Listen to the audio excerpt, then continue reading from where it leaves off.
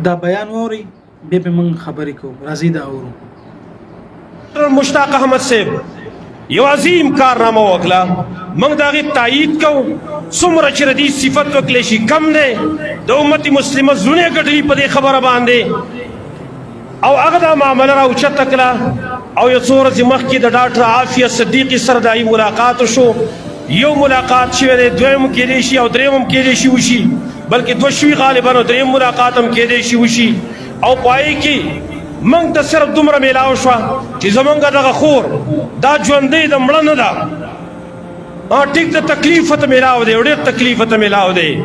او مشتاق صاحب د هغې هغه پیغام دی ټول امت مسلمه ته، خاص کر د پاکستان چې کوم اوسېدونکي خلک دی هغې ته د هغې پیغام واورو. او نن په ټول ملک کې ټولو خطیبانو ته دا درخواست شوی دی چې تاسو د هغې دا معامله راوچته کوي او دا خبره پیش کوي، زور ورکوي په حکومت باندې هم، په سیاسي خلکو باندې هم، بارنو خلکو باندې هم، هیومن رایټس انساني حقوق والا باندې هم زور راوړئ چې د هغې دا معامله ولې داسې پټه پاتې وه. 20 کاله په هغې باندې ظلم ولې وکړلی شو، په کوم جرم کې هغه ګرفتاره کړلی شوې وه، په کوم جرم هغې ته سزا ورکړلی شوې ده، دا معامله راپورته کوي.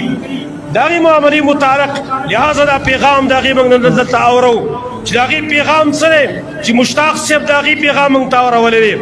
پیغام د هغې دا و، اول خو د هغې د غم د ډک داستان یې بیان کړی دی، د غم د ډکې خبرې د هغه بیان کړي دي. او خبرې هغه دا وي، اول نمبر هغې تپوس کړی د خپلو ماشومانو، د خپلو بچو تپوس یې کړی. بچي ډېر خوږ شی دی، بچي د زړه ثمری، د زړه ټوکړې دي، لیکن د هغې خور سره په دغه جیل کې اول غم د خپلو بچو ورسره دی. 20 کاله د خپلو بچو سره دیدار ونه کي، 20 کاله د هغې په مخ نظر ونه لګي، خامخا د انسان سره درد کوي په دې خبره باندې. بار بار به یې هغې تپوس کاوه چې زما بچي په څه حال کې دي، او بیا هغې د خپل مور او پلار تپوس کړی دی. خو دې غریبې ته پته نه وه، دا غریبه ناخبره ده چې ستا مور خو د خاورو لاندې پرته ده، د هغې سره ستا ملاقات نه دی شوی. ستا ملاقات چې کېږي نو په آخرت کې به د هغې سره کېږي. نن دې ظالمانو چې تا واله کړی وي د دې ظلم دا جواب په دې ورکوي په ورځ د قیامت باندې چې ستا د خپل مور سره ولې ملاقات نه کېده. بار بار هغې د خپل مور تپوس کړی دی او د خپل بچو تپوس یې کړی دی. او یو پیغام یې ټولې امت مسلمه ته دا ورکړی دی، د پاکستان خلک دې هم واوري، د افغانستان مسلمانان دې هم واوري، د سعودي عرب هغه دې هم واوري، د ټول ملت اسلامیه د هغې مملکتونه دې واوري، هر مسلمان دې واوري. پیغام دا ورکړی دی چې زما ټول مسلمانانو ته درخواست دا دی چې ما د دې جهنم نه در وباسئ. زما وروڼو، زما خویندو ټولو ته درخواست دا کوم، دعاګانې د هغې دپاره کوئ. ستاسو په دې خور چې تکلیف وي تاسو دعا نه کوئ د هغې دپاره، تاسو اواز ته پورته کوئ د هغې دپاره. نو یاد لرئ، ګورئ د دې تپوس په الله په ورځ د قیامت باندې کوي. الله زموږ نه په ورځ د قیامت د دې د هر تکلیف باره کې به تپوس کوي. حدیث صحیح کې راغلی، امام طحاوي مشکل الاثار کې نقل کړی دی. مخکې امتونو کې د الله نبي فرمایي یو سړی قبر کې کېښودلی شو، دې باره کې الله حکم وکړو دله 100 کوړۍ 100 دورې ورکوي. هغه سوالزاري شروع کړه حتی چې یوې کوړۍ ته خبر راورسېدله چې یوه کوړه یو دوره به ته خامخا وهلی کېږي. کله چې هغه ګزار په قبر کې ورکول کېږي، قبر ته اور نه ډک کېږي، لمبې شروع کېږي. کله چې لمبې ختمې شوې دا انسان د ملایکو نه تپوس کوي، زما جرم ما ته وښیوئ، ما کوم ګناه کړې ده.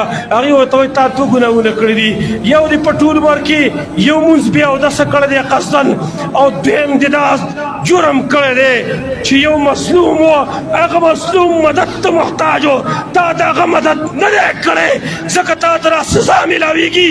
ټولې په کولاو غوږونو باندې واورئ.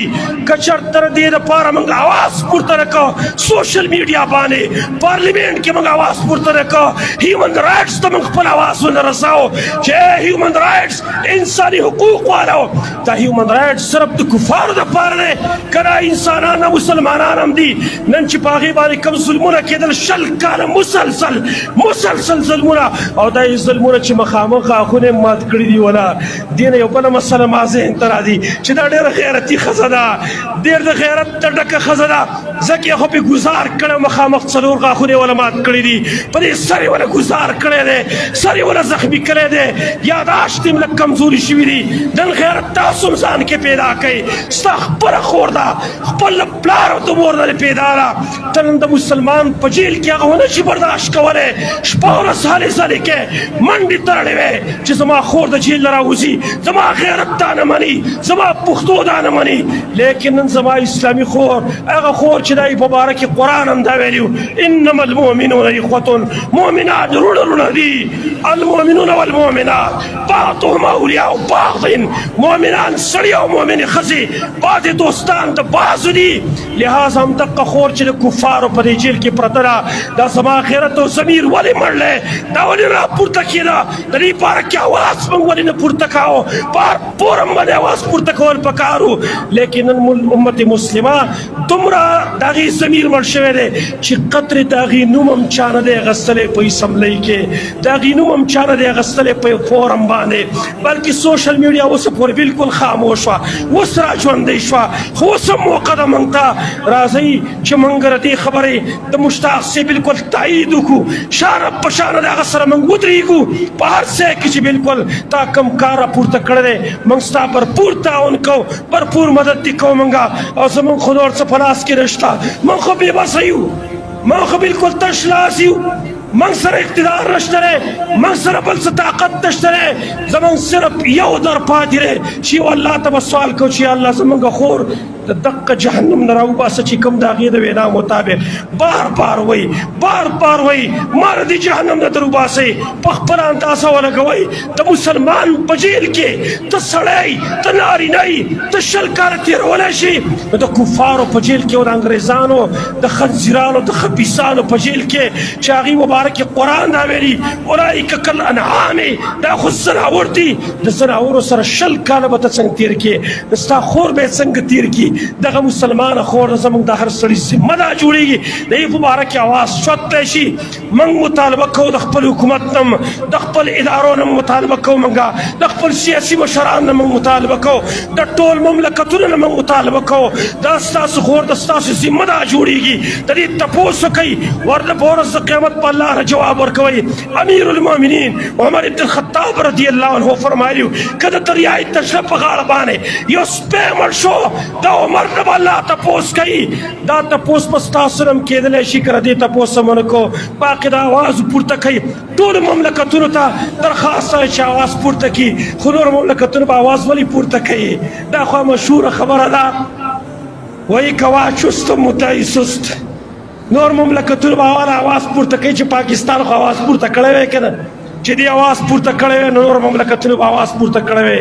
دا ټولې ذمه داري ده چې دا آواز پورته کړي، خاص کر د سوشل میډیا چې کوم ورکران دي هغې ټولو ته دا درخواست کوو دا خبره مخکې وچلوئ، بار بار وچلوئ، پر زور مطالبه وکړئ، حکومت وقت نه هم، اسمبلو والا نه هم، سیاسي مشران نه هم، نور د عسکري مشران نه هم، چې د دې خور ګورې تپوس وکړئ، پر زور مطالبه وکړئ چې کم سے کم مور خو دې تلې ده، مور خو دې تلې ده، خو چې د دې بچو آخري دیدار خو وشي، هسې نه چې د بچو نه بچي دې لاړ شي یا د بچو نه لاړه شي، د دغه جهنم نه را خلاصه کوي.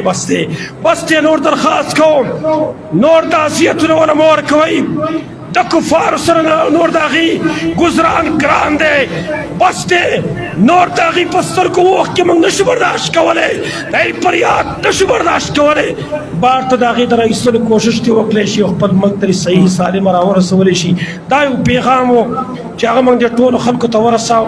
الله رب العالمین دې موږ له دا ذریعه د اجر او د ثواب وګرځوي او دعاګانې ورکوئ چې الله ستا قدرتونه ډېر سوا دي، ستا د طاقت مخې ته ټول طاقتونه صفر دي، ته چې څه وغواړې حق پکې ته ناممکنه ممکن جوړونکی ذات یې. موږ درخواست کوو چې الله زموږ د دې خور دپاره خپله یې لارې ګوره، او څوک چې د دې تعاون کوي، څوک چې د دې مدد کوي، یا الله دغه مټې او دغه خپې نورې مضبوطې کړه، نور عزم او توفیق هغې له ورکړه چې د دغه خور د رایستو په باره کې هغې نور هم کوشش وکړي. اقول قولي هذا واستغفر الله لي ولكم ولسائر المسلمين. دا مختصر بیان چې تاسو واورېدلو، ډاکټر عافیه صدیقی باره کې چې 21 سال یې وشولو چې اوس هم په جیل کې ده او رهایی ورته نه ده میلاو شوې. نو ټولو ته دعا کوئ چې الله سبحانه وتعالی هغې ته رهایی میلاو کړي. د دې ډاکټر عافیه صدیقی باره کې به انشاءالله زه فل د هغې چې نیو د څومره ویډیو هغه دی سټوري ده انشاءالله هغه به زه اپلوډ کوم په خپل چینل باندې. نو بیا هغې کې پوره ډیټیل وګورئ.